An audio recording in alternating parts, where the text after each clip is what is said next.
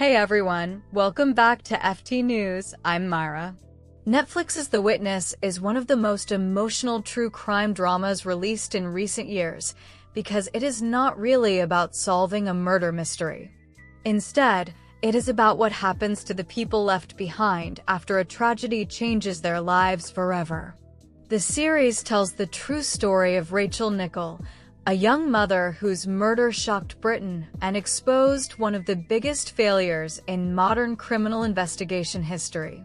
To fully understand the ending of The Witness, we first need to understand exactly what happened in real life.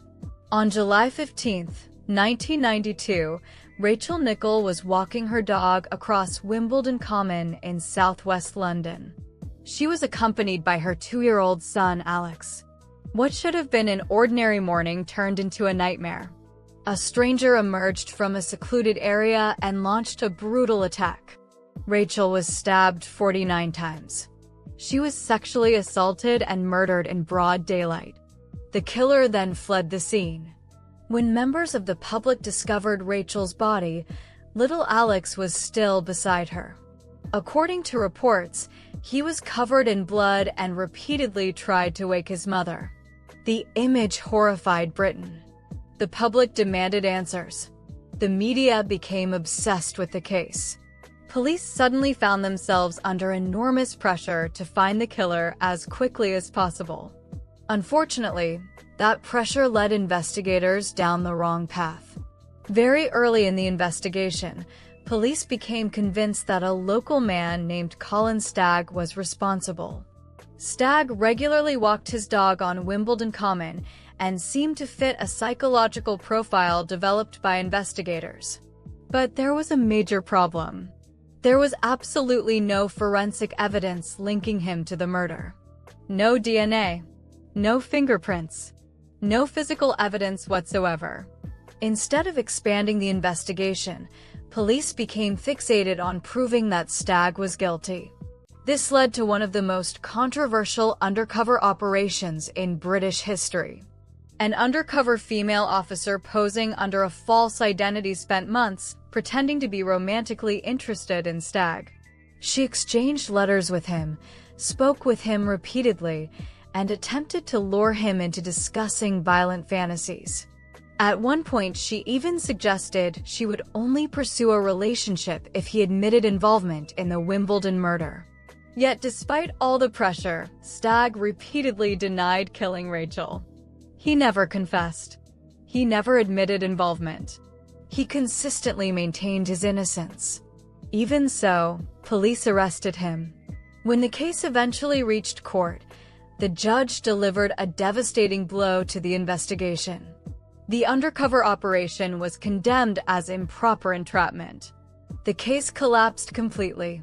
Stagg walked free, but his life had already been destroyed. For years, much of the public continued believing he was guilty despite there being no evidence against him. Meanwhile, the real killer remained free. And that is where the story becomes even more tragic. While investigators focused almost entirely on Colin Stagg, another dangerous man was living nearby.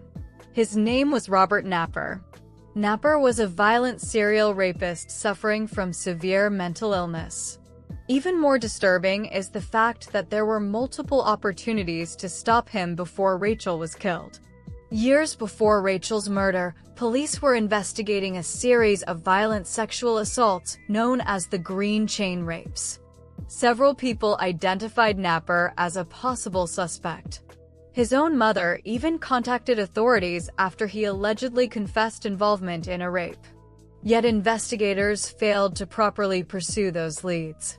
At one point, Napper voluntarily agreed to provide blood samples, but never showed up. Instead of tracking him aggressively, police effectively allowed him to disappear. Those failures would have devastating consequences. Just over a year after Rachel's murder, Napper broke into a home and committed another horrific crime. He murdered Samantha Bissett and her 4-year-old daughter Jasmine. Only then did investigators finally identify him. Evidence from the crime scene linked Napper to those murders, leading to his arrest. However, even after Napper was captured, Rachel's murder remained unsolved. For years, the case sat unresolved while Napper remained confined in a high-security psychiatric hospital. Then came the breakthrough.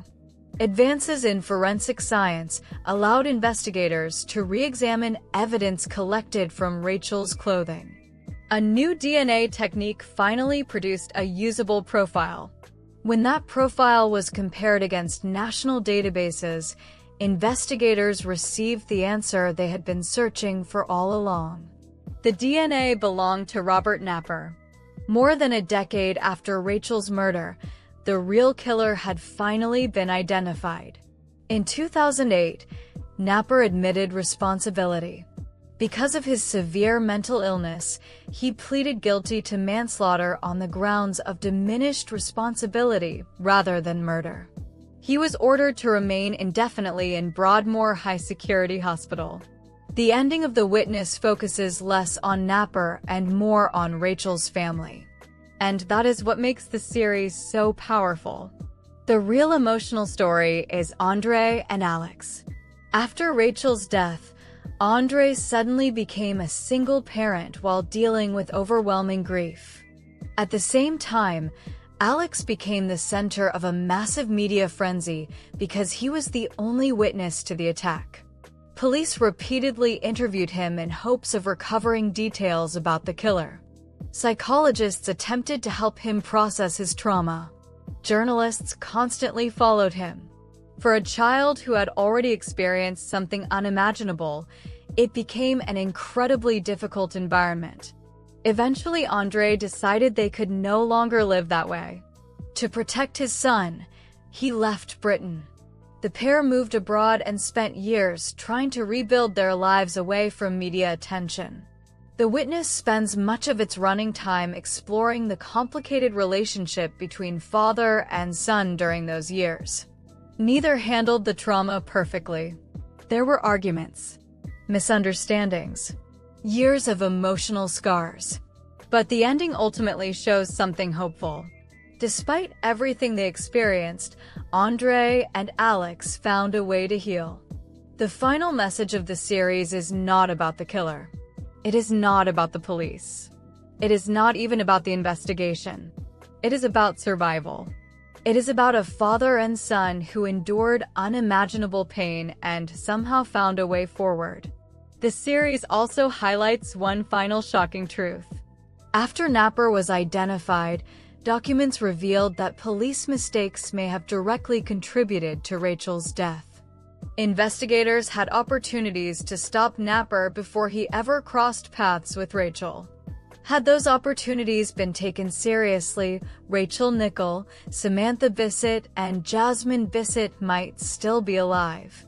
Those revelations eventually led to official investigations into police conduct. The findings painted a deeply troubling picture of missed warnings, poor decisions, and investigative failures. That reality makes The Witness even more heartbreaking. This is not simply a story about a terrible crime. It is also a story about opportunities missed and lives that could have been saved. By the time the series ends, justice has finally arrived for Rachel Nickell. But The Witness reminds viewers that justice delayed can never fully erase the damage that was done. The killer was eventually caught. The truth was finally uncovered. But the scars left behind would remain with Rachel's family forever. That is what makes The Witness such a powerful and unforgettable true crime drama. Thank you for watching this video. Sending you lots of love, and I'll see you in the next one.